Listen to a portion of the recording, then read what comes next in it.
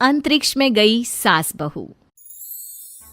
Mummy, आप इतनी अच्छी एस्ट्रोनॉट हो, फिर ये अर्ली रिटायरमेंट क्यों? क्योंकि बचपन से मेरा बस एक ही सपना था, जिसके लिए मैंने लाइफ में बहुत कुछ खोया और छोड़ा। लेकिन अब इस अर्ली रिटायरमेंट के जरिए मैं बस तुम दोनों के साथ और पास रहकर बिना किसी हड़बड़ी की जिंदगी जीना चाहती हूँ। सास की बात सुनकर काजल मुस्कुराकर चली जाती है। उसी शाम ऑफिस से घर वापस आकर अजय अपनी मम्मी के पास बैठता है। मम्मी, क्या हमारी स्पेस ऑर्गेनाइजेशन कोई नया स्पेस मिशन प्लान कर रही है? क्या मिशन है, बताओ ना मम्मी। हे भगवान, शरीर इतना बड़ा हो गया लेकिन दिमाग आज भी बच्चों से गया गुजरा है। घर में आया नहीं कि सवाल शुरू। तो तुम जवाब दे दो ना। मैं क्या जवाब दूं? जैसे तुझे मेरे रिटायरमेंट के बारे में पता ही नहीं। इतने समय से तूने मुझे ऑफिस जाते हुए देखा क्या? फिर मुझे कैसे पता होगा? जा, तेरी पत्नी से पूछ, वो रोज ऑफिस जाती है। माँ की बात पर अजय आवाज लगाकर काजल को बुलाकर वही सवाल उससे भी पूछता है, पर काजल उसका कोई जवाब नहीं देती। और बोलो पत्नी से पूछने के लिए, मैडम जवाब ही नहीं दे रही। सवाल जायज हो तो जवाब मिलेगा ना, तुम्हें अच्छे से पता है। कॉन्फिडेंशियलिटी रूल्स के चलते हम किसी से भी ऑर्गेनाइजेशन और मिशन से रिलेटेड कोई बात नहीं कर सकते। वो तो पता है, लेकिन मुझसे भी छुपाने का मतलब समझ में नहीं आया। वो मम्मी, रिटायरमेंट एप्लीकेशन के बाद से आपने ऑफिस भी आना बंद कर दिया। सबको लगा कि अब आप इंटरेस्टेड नहीं होगी, इसलिए इन्फॉर्म नहीं किया। क्या तुम भी इस मिशन का हिस्सा हो? मैं ही इस मिशन की लीड साइंटिस्ट हूँ। ये हमारा अब तक का सबसे बड़ा और इम्पोर्टेंट मिशन है। अगर ये सक्सेसफुल हो गया तो दुनिया में हमारे नाम के साथ मेरा प्रमोशन भी पक्का है। काजल की बात सुनकर दोनों माँ बेटे हैरान रह जाते हैं, लेकिन फिर सब साथ मिलकर सेलिब्रेट करते हैं। अब दिन बीतने लगते हैं। काजल स्पेस मिशन के चलते पहले से ज्यादा बिजी हो जाती है और देर तक ऑफिस में समय बिताने लगती है। कुछ समय तक इसे चुपचाप देखने के बाद एक सुबह बहू को सामने देखकर आखिरकार सास उसे टोक ही देती है। आ रही हो या जा रही हो? भाई, हमें तो तुम्हारी शक्ल देखे लगता है सदियां बीत गई।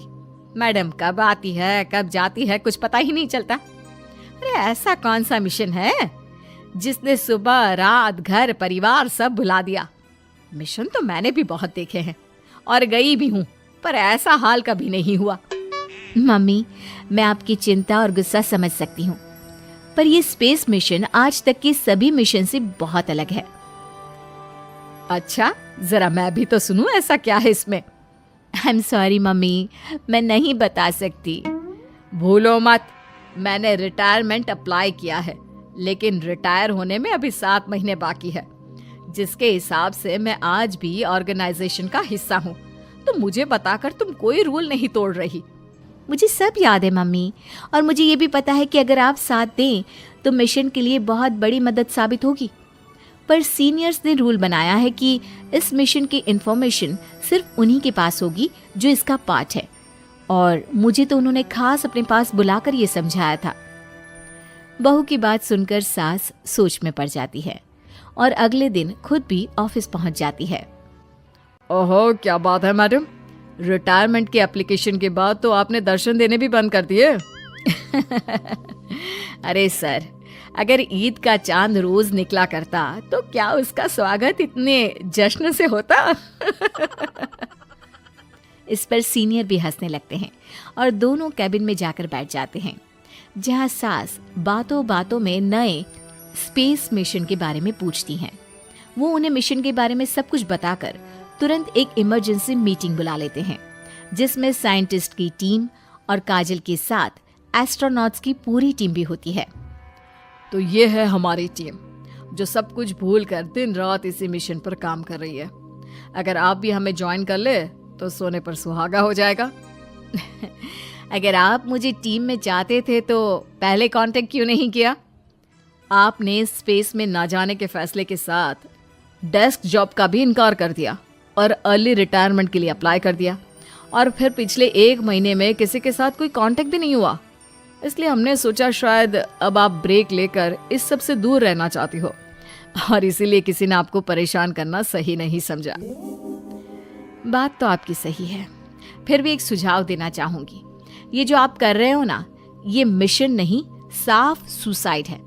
एक साथ इतने सारे लोगों को स्पेस में 6 महीने रहने के लिए भेजना आसान काम नहीं है, और ये बात मुझे आपको समझाने की जरूरत नहीं होनी चाहिए।